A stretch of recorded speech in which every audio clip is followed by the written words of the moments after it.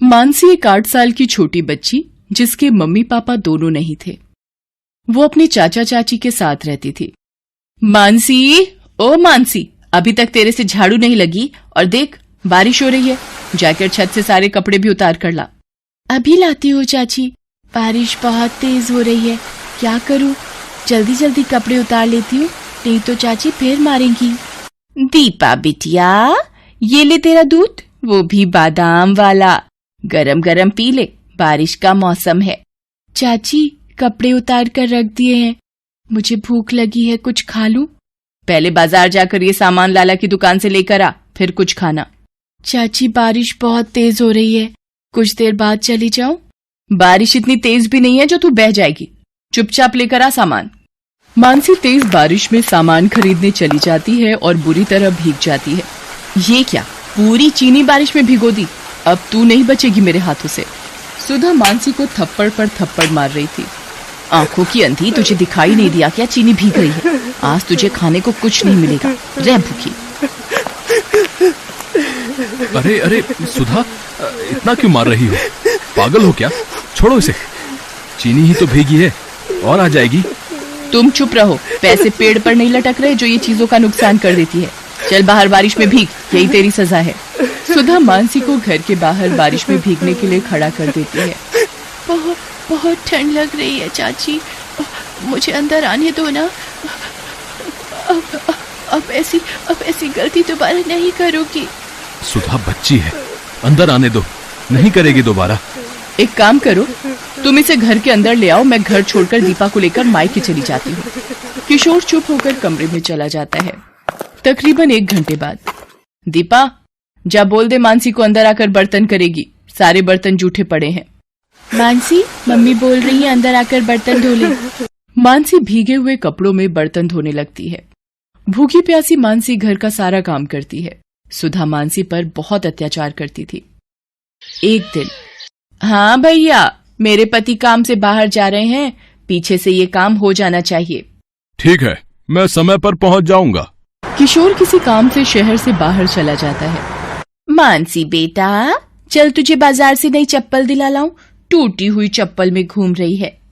चाची, मेरे लिए नई चप्पल? ठीक है, मैं चलती हूँ। सुधा मानसी और दीपा के साथ बाजार जाती है। मानसी, तू यहाँ बैठकर चप्पल देख। भैया, दिखाना जरा चप्पल। मानसी, मैं जरा दीपा को सामने की दुकान से पानी की बोतल दिलाकर आती हूँ। सुधा मानसी को चप्पल की दुकान पर छोड़ जाती है। दुकानदार दूसरे ग्राहकों में व्यस्त हो जाता है। तभी, बेटा, आपका नाम मानसी है ना? आपकी चाची ने मुझे भेजा है, उन्हें घर जाना पड़ा, वो मुझे तुम्हें घर छोड़ने को बोल गई हैं। आओ, तुम्हें घर छोड़ देता हूँ। अंकल, ये तो मेरे घर का रास्ता नहीं है, आप मुझे कहाँ ले जा रहे हो? ये रास्ता भी घर की ओर ही जाता है, जहाँ से ले जा रहा हूँ चुपचाप चल। मानसी व्यक्ति के हाथ पर काट कर हाथ छुड़ाकर भागती है। रुक जरा, भागती कहाँ है? व्यक्ति मानसी का पीछा करता है। मानसी रोती हुई तेजी से भागती है। भागते भागते अचानक, आंटी, वो अंकल मेरे पीछे पड़े हैं, मुझे अपने साथ ले जा रहे हैं आंटी। डरो नहीं बेटा। अरे अब क्या करूं, ये लड़की तो गायब हो गई। मैडम, वो लड़की तो हाथ छुड़ा कर भाग गई। कैसी लड़की को पकड़ने के लिए तुमने बोला? मेरे पैसे वापस करो, जितने भी मैंने तुम्हें दिए हैं। लड़की को तुम संभाल नहीं सके, इसमें मेरी क्या गलती है? कोई पैसे वापस नहीं मिलेंगे। सुधा ने मानसी को उस व्यक्ति को बेच दिया था और उसके बदले 5 लाख रुपए लिए थे। उधर मानसी जिस महिला से टकराती है, उनका नाम कौशल्या देवी था। मानसी डरी हुई थी तो वो उसे अपने साथ ले आई। आओ बेटा, अंदर आओ, डरो नहीं। माला, गुड़िया के लिए पानी लेकर आओ और कुछ खाने को भी। ये लो दीदी। ये कौन है? मैं बाजार से निकली तो ये बच्ची किसी आदमी से डरकर भाग रही थी और मेरे से टकरा गई। मानसी जब खाना खा लेती है तब, बेटी, तुम्हारा नाम क्या है? आंटी, मेरा नाम मानसी है। मेरी चाची मुझे बाजार में अकेला छोड़कर चली गई और उन गंदे अंकल ने बोला कि वो मुझे घर छोड़ देंगे, पर वो अंकल मुझे कहीं और ले जाने लगे थे। मानसी रोते हुए कौशल्या को सारी बात बताती है। तुम यहाँ पर बिल्कुल मत घबराओ मानसी, अब तुम यहीं रहो, यहाँ तुम्हें डरने की कोई जरूरत नहीं।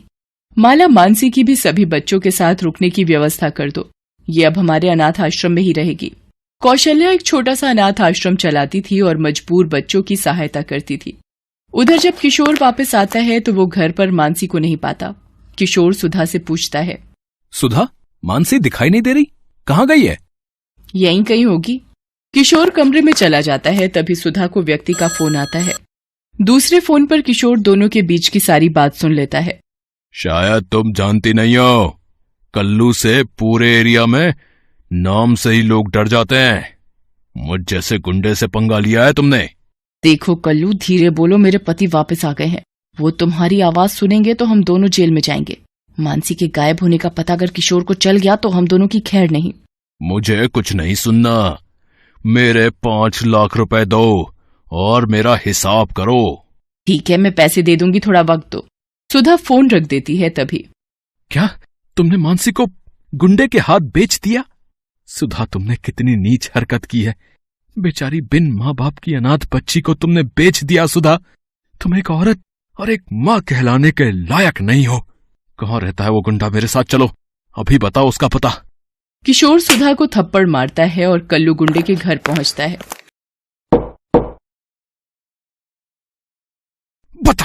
बता मेरी भतीजी मानसी कहाँ है? बता वरना मैं तेरा खून पी जाऊंगा। बता। ये ले। मुझे मत मारो, मुझे नहीं पता तुम्हारी भतीजी कहाँ है। तू ऐसे नहीं मानेगा, पुलिस के सामने सब जुबान खुल जाएगी तेरी। ये ले। किशोर पुलिस को फोन करता है और वो आकर कल्लू से सारी बात पूछते हैं। किशोर जी, हमारे पास एक अनाथ आश्रम की तरफ से एक बच्ची के मिलने की खबर आई हुई है। एक बार वहां चलकर देख लेते हैं। कल्लू को अरेस्ट कर लो रे। नमस्ते कौशल्या देवी जी, वो आपने जो बच्ची के मिलने की खबर दी थी। जी इंस्पेक्टर साहब, मैं अभी बुलाती हूँ। माला, मानसी को ले आओ। चाचा जी। मानसी मेरी बच्ची, मुझे माफ कर दे। तेरी ये हालत मेरी वजह से हुई है। आपको पता भी है मानसी को इन्होंने एक गुंडे के हाथ बेच दिया।